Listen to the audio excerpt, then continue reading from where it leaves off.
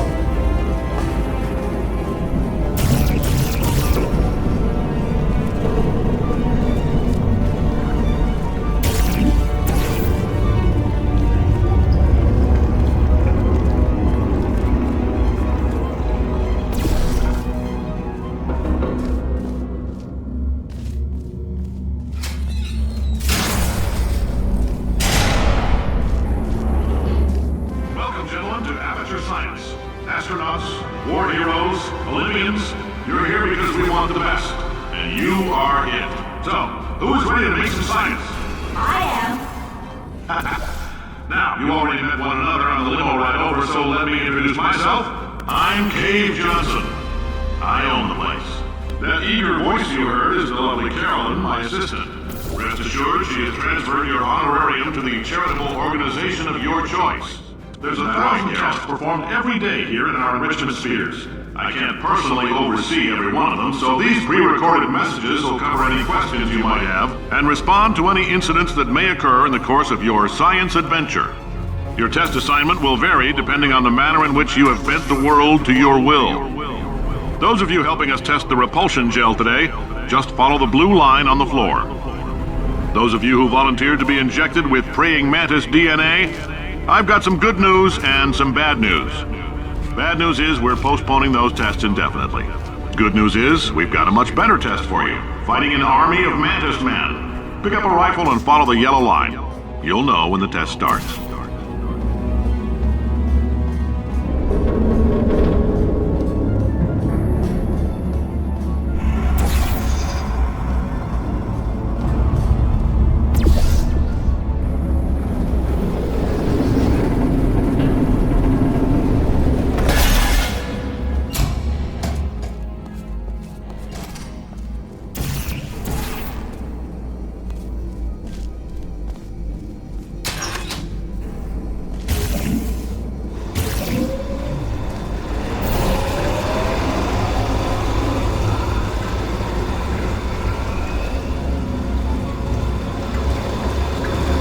They say great science is built on the shoulders of giants.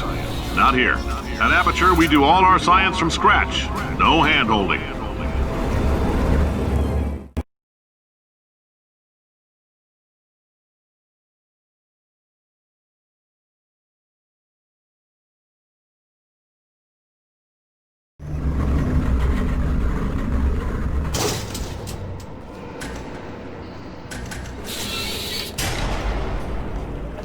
Let's get started.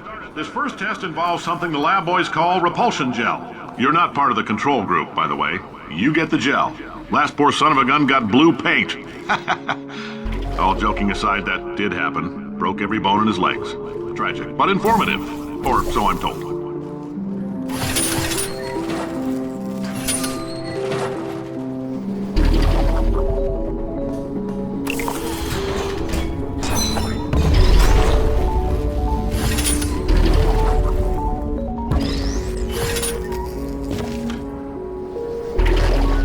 Boys just informed me that I should not have mentioned the control group.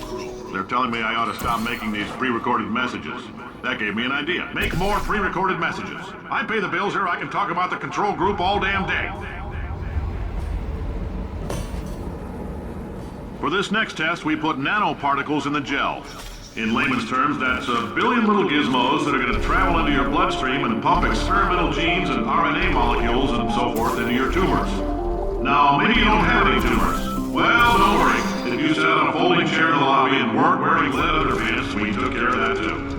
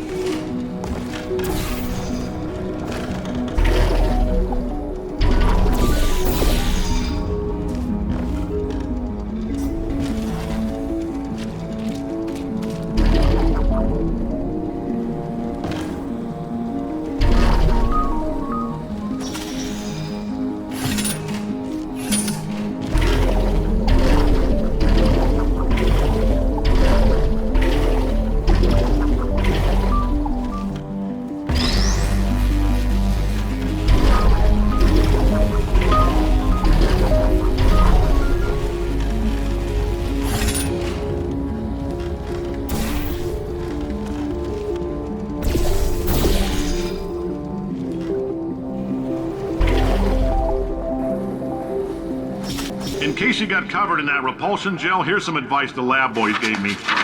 Do not get covered in the repulsion gel. We haven't entirely nailed down what element it is yet, but I'll tell you this, it's a lively one, and it does not like the human skeleton.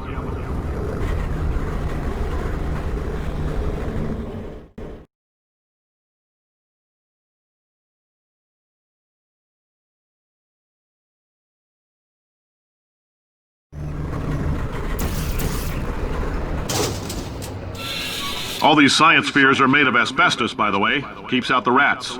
Let us know if you feel a shortness of breath, a persistent dry cough, or your heart stopping, because that's not part of the test. That's asbestos. Good news is the lab boys say the symptoms of asbestos poisoning show a median latency of 44.6 years. So if you're 30 or older, you're laughing. Worst case scenario, you miss out on a few rounds of canasta. Plus, you forwarded the cause of science. I like your style. You make up your own rules, just like me.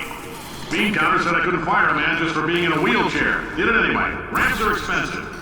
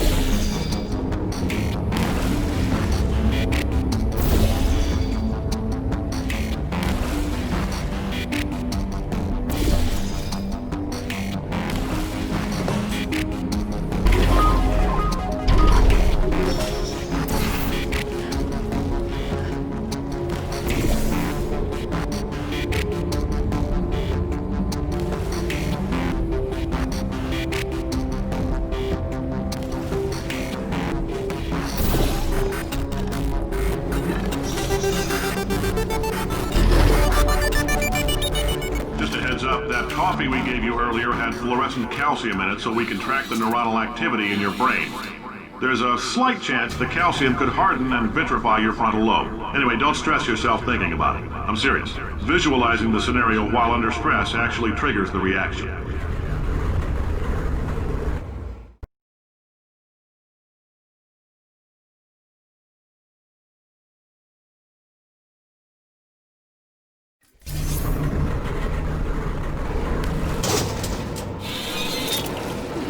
Now, if you're part of control group Kepler-7, we implanted a tiny microchip about the size of a postcard into your skull. Most likely you've forgotten it's even there. But if it starts vibrating and beeping during this next test, let us know. Because that means it's about to hit 500 degrees, so we're going to need to go ahead and get that out of you pretty fast.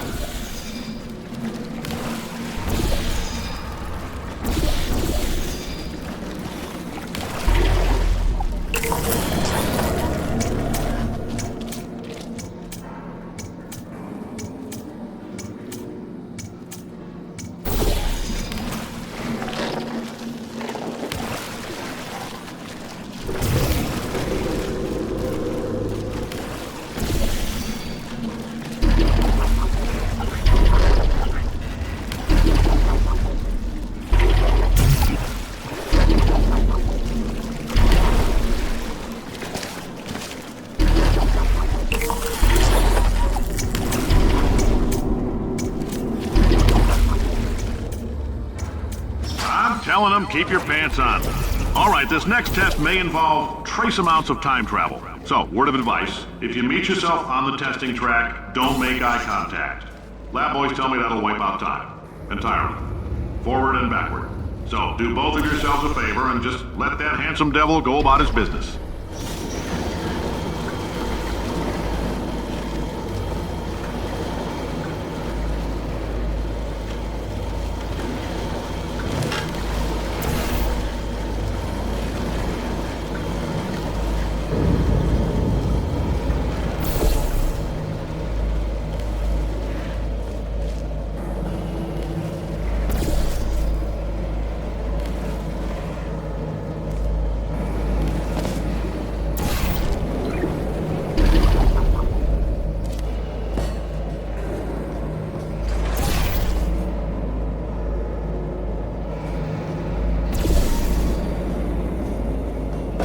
If you're hearing this, it means you're taking a long time on the catwalks between tests.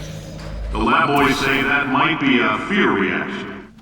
I'm no psychiatrist, but coming from a bunch of eggheads who wouldn't recognize the thrill of danger if it had walked up and snapped their little pink bras, that sounds like projection.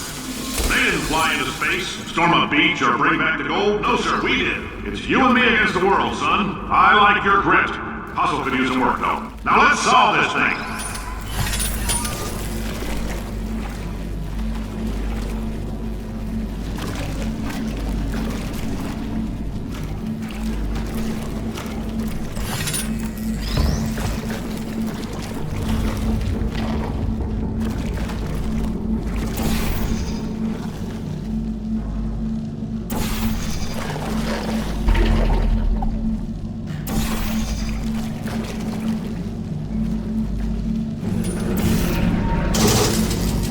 Science isn't about why, it's about why not. Why is so much of our science dangerous?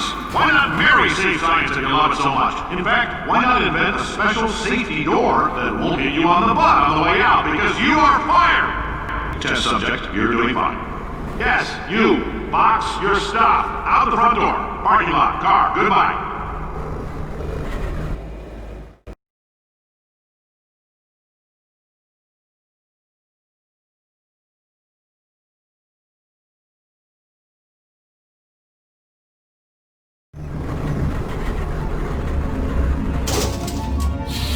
Congratulations! The simple fact that you're standing here listening to me means you've made a glorious contribution to science. As founder and CEO of Aperture Science, I thank you for your participation and hope we can count on you for another round of tests.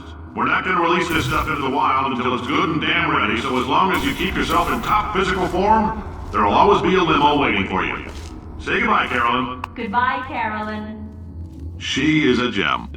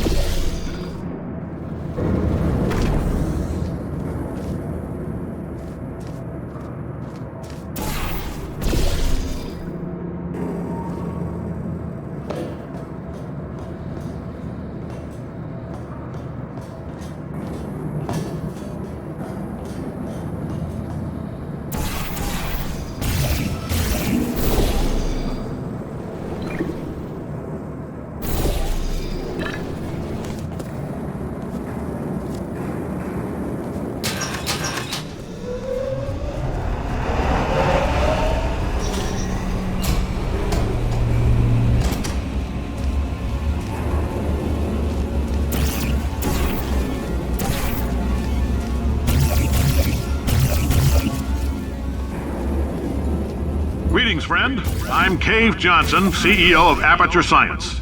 You might know us as a vital participant in the 1968 Senate hearings on missing astronauts. And you've most likely used one of the many products we invented, but that other people have somehow managed to steal from us. Black Mesa can eat my bankrupt... Sir, the testing? Right. Now you might be asking yourself, Cave, just how difficult are these tests? What was in that phone book of a contract I signed? Am I in danger? Let me answer those questions with a question. Who? Oh, hi. Say, you're good at murder. Could you... Ow! Oh, thanks. Did you feel that? That idiot doesn't know what he's doing up there. This whole place is going to explode in a few hours if somebody doesn't disconnect him. I can't move, and unless you're planning to saw your own head off and wedge it into my old body, you're going to need me to replace him. We're at an impasse. So what do you say? You carry me up to him and put me back into my body, and I stop us from blowing up and let you go.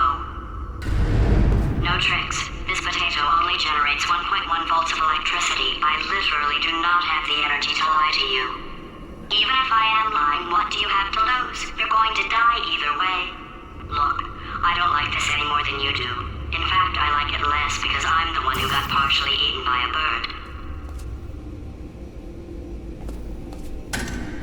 Oh, you stabbed me. What is wrong with you? Oh, do you have a multimeter? Never mind. The gun must be part magnesium. It feels like I'm outputting an extra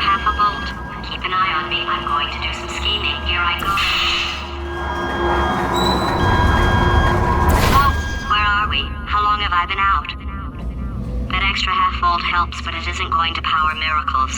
If I think too hard, I'm going to fry this potato before we get a chance to burn up in the atomic fireball that little